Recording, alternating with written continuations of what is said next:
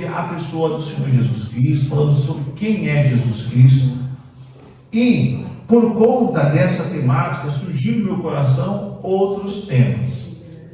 Surgiu no meu coração o tema da oração, que é o tema do vínculo que nós temos agora com Deus. Uma vez que Jesus já fez aquilo que ele tinha que fazer na cruz do Calvário, morreu, nos resgatou, agora nós precisamos, na verdade, criar uma sintonia maior ainda com o nosso Senhor por meio da oração. Mas antes de entrar nessa perspectiva da oração, não sei se será neste domingo, estou escrevendo, mas não sei se será neste domingo, talvez iniciemos no outro. Antes de falar sobre essa importância da oração, Deus colocou no meu coração sobre algo extremamente interessante, um tema que se é trabalhado no Novo Testamento, que o apóstolo Paulo trabalha, que é basicamente essa questão do despertar do ser humano para a verdade do Evangelho, para o poder do Evangelho. E eu acredito que a gente precisa retomar esse tema, esse assunto, porque já preguei aqui, se eu não me engano, em setembro do ano passado, sobre essa questão do despertar espiritual. Mas eu quero voltar a esse tema na noite de hoje para a gente orar e vocês me ajudarem nessa proposta mesmo de um boom espiritual na nossa igreja. Eu quero orar e, ler dois textos. Primeiro, não é esse texto base, tá? Mas primeiro, Efésios capítulo 5, verso 14. Olha o que está lá. Por isso, diz: desperta, tu que dormes, e levanta-te dentre os mortos, e Cristo te esclarecerá. Vou ler de novo. Por isso diz: desperta, tu que dormes, e levanta-te dentre os mortos, e Cristo te esclarecerá. Agora eu vou para o texto base que se encontra no livro de Romanos, capítulo 13, verso 11, que diz o seguinte, vou ler em duas versões, tá? Tudo isso é ainda mais urgente, porque vocês sabem como é tarde, o tempo está se esgotando. Despertem, olha, o mesmo verbo, bom, usado no grego, é o mesmo verbo, a mesma tradução.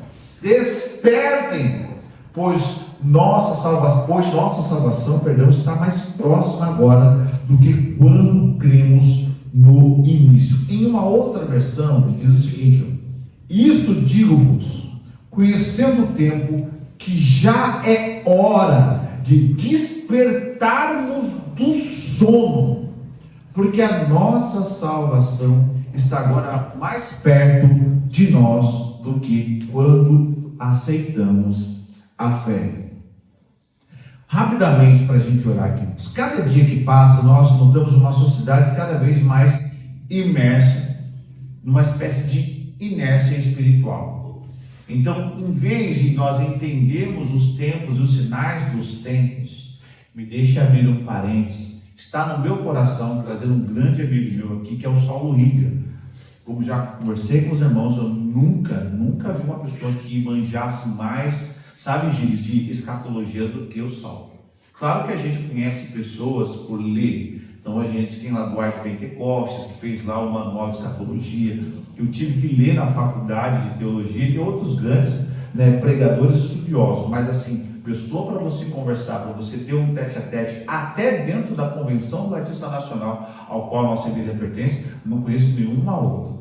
E eu estou no meu coração trazer o Saulo para fazer uma série, não só de sermões, A gente pode até trazer ele para pregar, mas eu acho que a gente aproveita mais do Saulo se a gente trouxer ele para palestras e para a escola bíblica. Então eu estou pensando nisso, Agora fecha parênteses. A gente percebe que os sinais da volta de Cristo, eles estão cada vez mais latentes na nossa sociedade. Mas quanto mais sinais nós vemos, mais nós também notamos uma espécie de sonolência espiritual por parte dos crentes. Tanto é que a gente percebe que há uma perca de significados, até por meio de feriados ou celebrações que eram tipicamente cristãs. Como eu falei para vocês, eu acredito que o diabo ele vai investir e investe pesado para apagar o nome do nosso Senhor da face da terra. Tanto é que não é coincidência. Você pode olhar quais são os feriados cristãos E você pode perceber que de todos os feriados, pensa comigo, de todos os feriados, os únicos que estão sendo substituídos em termos de semântica, de sentido, são os cristãos. Olha só, a Páscoa hoje, o que ela simboliza na grande maioria das pessoas? Principalmente para cristãos nominais. Páscoa hoje é a coelhinha da Páscoa. Então dificilmente aquela festa maravilhosa que foi celebrada no domingo aqui na igreja, falando do verdadeiro significado da Páscoa, hoje em dia é uma manifestação consciente, cultural da igreja, principalmente protestante, mas não da sociedade como um todo. Por quê? Porque para a sociedade como um todo, para o mundo secular, o que é Páscoa? Páscoa é coelhinho da Páscoa e chocolate. A gente estava vindo para cá e dando risada porque a menina ensinou tão bem os alunos dela, mas tão bem os alunos dela, ela não pode saber o significado da Páscoa, mas ela ensinou tão bem os alunos que ninguém levou ovo de Páscoa para ela, ficou triste. Eu sei que é uma festa pagã, mas pode me dar chocolate. Mas a gente brinca assim, mas é uma verdade. Hoje em dia, a Páscoa ela foi substituída já por outras simbologias, o coelhinho da Páscoa, o ovo. Enfim, perdeu o seu sentido da ressurreição de Cristo. Como o Natal, você já percebeu, Natal hoje, basicamente, se você conversar com umas pessoas, Natal hoje é Papai Noel e presente. Então a gente percebe que existe uma certa dormência no que diz respeito à consciência da volta de Jesus. E agora, pasme. Se existe essa certa dormência da consciência da volta do nosso Senhor Jesus Cristo, também existe uma certa dormência no que diz respeito à questão da vida espiritual, daquilo que nós devemos entender acerca desse universo espiritual que nos cerca. E cada dia que passa, parece que as pessoas estão mais distantes da realidade espiritual que nos envolve, que envolve a oração. Por isso que eu vou falar da oração. Então, é extremamente interessante, olha só a frase, ó. Não há nada mais preocupante do que observar aqueles que eram responsáveis por trazer o alerta ao mundo, vivendo tão sonolento quanto eles. A igreja que deveria despertar o mundo para as realidades da volta de Jesus, para a realidade do mundo espiritual, do comprometimento com o mundo espiritual, parece estar um pouco adormecida. Tanto é que o apóstolo Paulo, tanto em Efésios quanto aqui em Romanos, fala: ó, você tem que despertar, gente. Agora, por que o apóstolo Paulo está tão preocupado com esse despertar da igreja? Porque uma igreja fervorosa, que entende o seu papel e que entende sua missão, faz um estrago no ambiente espiritual. Portanto, eu quero tirar 3 motivos, porque isso é de cunho pessoal também. Porque quando nós falamos de igreja, nós sempre pensamos no coletivo, mas serve também para o nosso íntimo, para o nosso interior. E o apóstolo Paulo trabalha 3 alertas sobre esse processo de despertar, que eu quero que você acompanhe rapidamente para a gente orar de joelho. Sair daqui realmente despertar. Primeiro alerta, é despertar para o tempo que está se esgotando. Verso 11, parte A. Olha o que ele diz. Tudo isso é ainda mais urgente, porque vocês sabem como é tarde, ou que o tempo está se esgotando. Os objetivos espirituais da igreja moderna estão na decrescente. Quanto mais o tempo passa, mais coisas do mundo buscamos. No entanto, o que o apóstolo Paulo nos fala é que o processo da consumação dos séculos é crescente. Quanto mais os dias passam, mais próximo nós estamos da volta do nosso Senhor Jesus Cristo.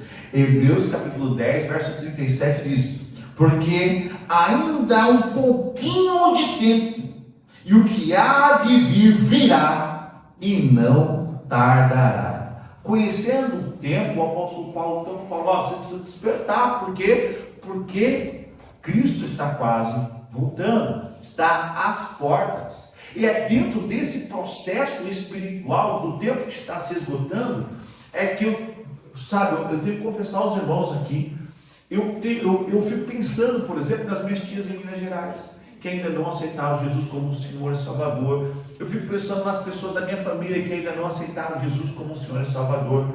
Só que de vez em quando o Espírito Santo ele me dá uns tapas. Porque às vezes eu falo assim, nossa, e as minhas tias, nossa, e as pessoas que ainda não aceitaram Jesus na minha família, nossa, os meus vizinhos que ainda não aceitaram Jesus. E o Espírito Santo uma vez falou para mim, quando eu estava pensando nas minhas tias, o quanto de tempo você gasta orando por elas? Quer dizer, se eu estou tão intrinsecamente preocupado, se o meu coração está angustiado por essas pessoas, por que eu não estou orando? Então eu percebi que eu também estou nesse processo de sonolência. Porque o tempo está se esgotando, as coisas estão acontecendo e eu estou dormindo. Eu estou cochilando. Eu falei, Deus, eu não posso estar tão inerte com relação às questões espirituais como eu estou ultimamente. Então eu tenho orado, falei, Deus, me desperta. Me traz a noção da realidade do mundo espiritual. E infelizmente, meus amados, essa realidade espiritual só é desperta em nós quando a gente passa por um momento específico. Quando as coisas apertam, ou quando a gente percebe que as coisas não estão funcionando lá muito bem. Esses dias eu tenho conversado com o Ricardo, e o Ricardo estava falando, pastor João, tem algumas coisas acontecendo na minha vida recentemente, depois que eu me firmei, que eu me envolvi, que eu estou apegado às coisas de Deus. Tem coisas que acontecem que a gente sabe que é normal, um carro quebrar, uma coisa acontecer aqui, outra coisa acontecer ali. Agora ele falou, mas o que está acontecendo recentemente na minha vida é um problema atrás do outro. Eu falei, então vamos orar. Porque a gente precisa saber se isso é de ordem espiritual ou não. Então a gente precisa entender isso. Que nós estamos passando por um momento crucial da história da igreja. E eu aplico isso à minha vida. Eu falei, Senhor, será que eu estou desperto o suficiente para ter noção do que acontece espiritualmente ao meu redor? Então o apóstolo Paulo fala o seguinte, tudo isto é ainda mais urgente, porque vocês sabem. E olha, ele joga a responsabilidade para a igreja, para nós. Falou, vocês têm consciência. O apóstolo Paulo está falando com a igreja de Éfeso, mas é um aviso que ele tem dado a todas as igrejas, porque se você pegar Gálatas, ele vai falar sobre dormência espiritual. Se você pega a carta aos Efésios, ele fala aqui sobre dormência espiritual. Se você pega a carta aos Romanos, ele fala sobre dormência espiritual. Então, se um cara como o apóstolo Paulo, sempre que ele está preocupado com esse processo de dormência, então eu também, como pastor, como marido, como professor, preciso me preocupar. Sabe por quê? Porque o tempo está acabando. O tempo é curto. E eu não sei o que vai acontecer no dia de amanhã. Eu não sei o que vai acontecer daqui 2 semanas. Então o tempo que eu tenho é agora, para eu me ajoelhar e buscar as verdades do Senhor. Amém? Amém. Segundo, olha o que o apóstolo Paulo fala. Estou usando? Está achando? Melhorou esse? Deixa eu ver. Agora eu vim para trás, eu acho. Ou para frente, ou para o lado, para a esquerda. Melhorou, né? Vou ficar aqui atrás. Pode ir agora? Tá, agora. Olha o segundo alerta. Então, o primeiro alerta do apóstolo Paulo é com relação ao tempo. A gente precisa remir o tempo e otimizar o tempo. E a segunda preocupação do apóstolo Paulo, o segundo alerta, é despertar do sono espiritual. Então ele fala sobre tempo que está se esgotando e ele fala sobre sono. Bom, se você dá uma olhadinha ainda na parte B, ele fala assim, é hora de despertarmos do sono. E o que significa despertar? Deixar de estar dormindo, sair do estado do sono, de dormência, acordar, despertar, levantar o corpo. Olha só que interessante, quem está dormindo não vê o tempo passar. Quem está dormindo não vê o tempo passar. O clamor do apóstolo Paulo é para sair do estado de inatividade espiritual. É isso que ele está clamando da igreja. Saia desse estado de inatividade espiritual. E a pergunta que eu te faço é: quantas pessoas você conhece que está estagnada espiritualmente? Que não se desenvolve espiritualmente, que fica protelando o acerto de contas com o nosso Senhor? Pessoas que às vezes acreditam que Priorizar a vida espiritual, isso aqui dói. Priorizar a vida espiritual não é algo assim tão emergencial. Então é interessante, né? A gente programa a nossa vida financeira, a gente programa a nossa vida profissional, a gente programa a nossa vida sentimental, programa os filhos, a gente programa a mudança de casa, a gente programa a mudança de carro, a gente vai fazendo uma série de agendas, e nessa agenda de transformação, de crescimento, não envolve a vida espiritual. E eu acho que alguém que já assistiu o Percy Jackson, o Ladrão de Raios, não sei se vocês já assistiram, né? Apesar de ser mitologia grega, eu como professor tenho que conhecer essas coisas, né? Até gosto um pouquinho de mitologia, mas tem uma parte, se você não leu o livro, tem uma parte do filme em que o Percy Jackson ele entra numa espécie de boate com os amigos, e lá eles vão servir uma flor chamada flor de lótus. E o que acontece? Eles têm um tempo para cumprir a missão deles, e quando eles entram nesse lugar, nessa festa, então tá cheio de garçom, tá? E o pessoal meio viajando, pulando, vibrando e tal. E aí oferece essa flor de lótus para o Percy Jackson, ele pega uma e come. Aí ele come, fica meio alegre, meio feliz, começa a vibrar, começa a dançar. E aí os amigos também comem, eles ficam ali dançando um certo tempo, e ele percebe uma coisa. Ele começa a perceber que conforme as pessoas vão devorando essa flor de lótus, elas vão ficando meio alheias ao tempo. A tal ponto, e aí que é bem legal, porque ali, é claro, né, embora seja mitologia, o pai dele, que é um deus, né, Percy Jackson é um semideus, o pai dele, que é um deus, começa a falar: Percy, sai daí, Percy, sai daí, sai daí. E ele fala assim: desperta, sai daí. E ele começa as pessoas, os garçons oferecendo a flor de lótus. Quem pega uma, ele fala: não quero mais, eu não quero mais. E conforme ele vai negando, o tempo vai passando, ele não come, ele não devora a flor de lótus, ele vai despertando. E aí ele percebe que está todo mundo infectado com aquilo, todo mundo meio sonolento, meio Walking Dead. E ele começa a acordar os amigos, vamos. E quando eles conseguem finalmente sair do lugar, eles percebem que já se passou muito tempo. Então eles tinham um prazo para a missão, e esse prazo encurtou-se demais. Por quê?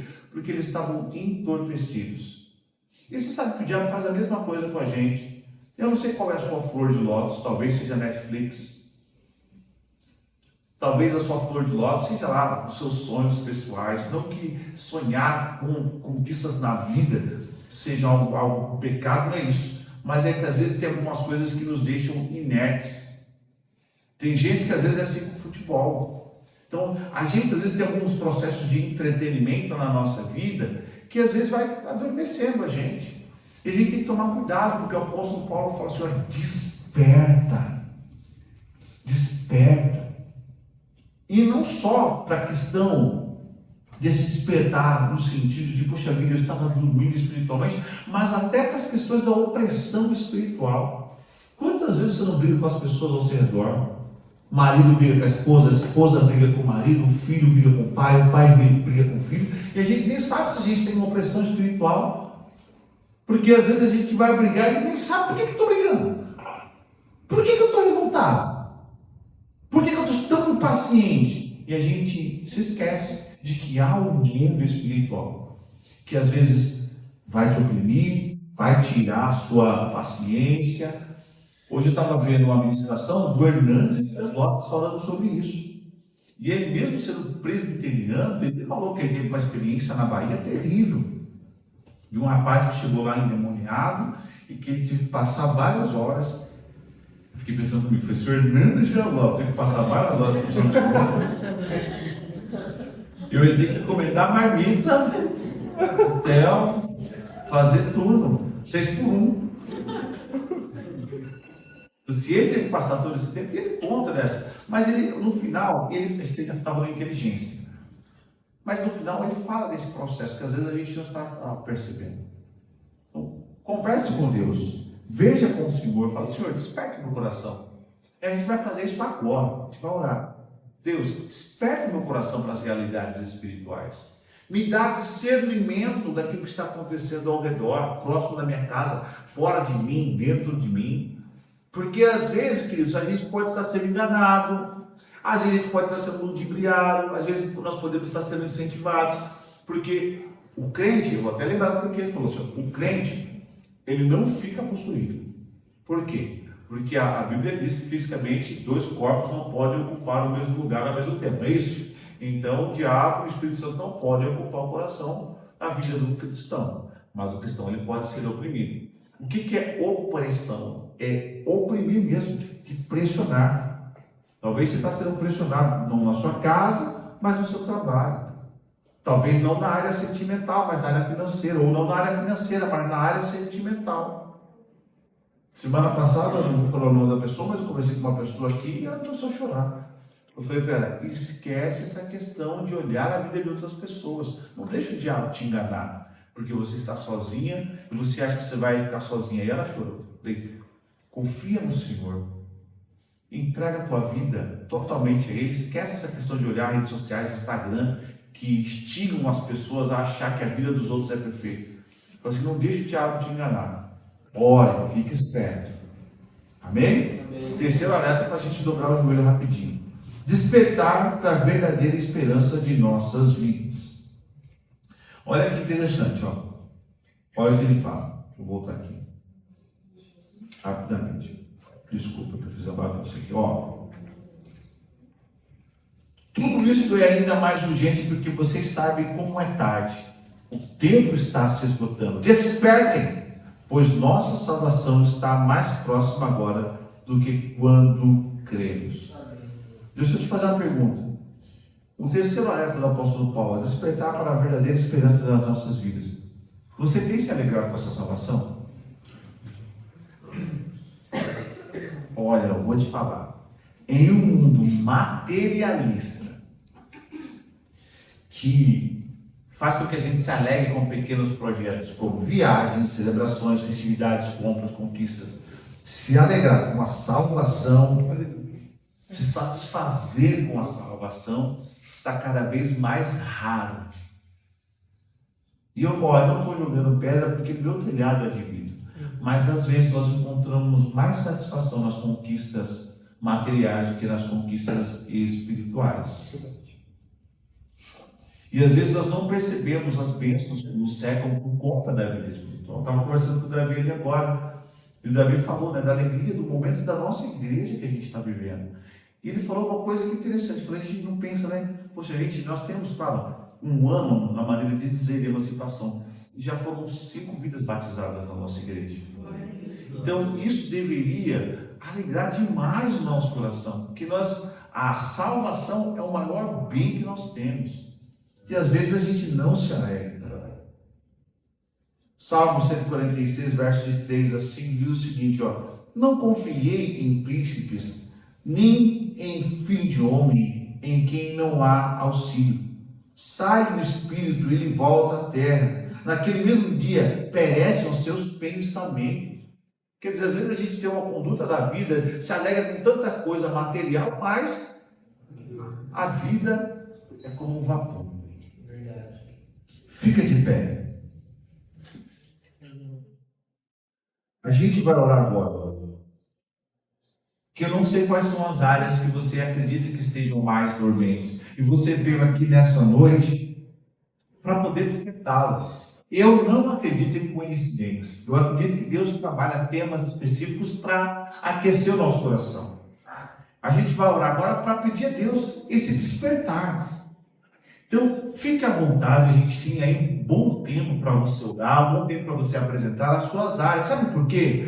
Porque áreas de... olha para mim. Áreas externas que são compartilhadas no casamento, na amizade, nos ministérios, são áreas fáceis da gente poder perceber que estão adormecidas. Sabe por quê? Porque a Carol pode me alertar, falar, não, você está frio nisso. Essas áreas coletivas, a Deide pode me alertar, pastor, nós estamos frio nisso. Mas existem áreas individuais que estão adormecidas. Essas são as mais perigosas, porque sozinho é mais difícil você detectar uma área da sua vida. E não só mais difícil no sentido de você colocar uma lente sobre si mesmo, mas mais difícil de você colocar para fora, porque às vezes é um defeito. Às vezes eu tenho preguiça de orar, estou morno nisso, estou frio nisso, mas como ninguém reparou nisso, eu fico quieto. Então, O tema está em detalhe, né? Olha o tema lá. É hora de despertar. De novo, mais forte. É hora de despertar. É hora da gente despertar. Mas você vai ter que escolher algumas áreas da sua vida. Bem? Então, eu vou orar. Bom, então vou chamar a Carol aqui para a gente iniciar esse período de oração. Vem aqui, amor, para você orar. Bom, vamos lá. Deixa as três aí, gente, orando, por favor. Ó, despertar para o tempo que está se esgotando. Despertar para o sono espiritual. Você não assistiu o Percy Jackson, vocês? E despertar para a verdadeira esperança das nossas vidas, que é a salvação. Amém? Amém.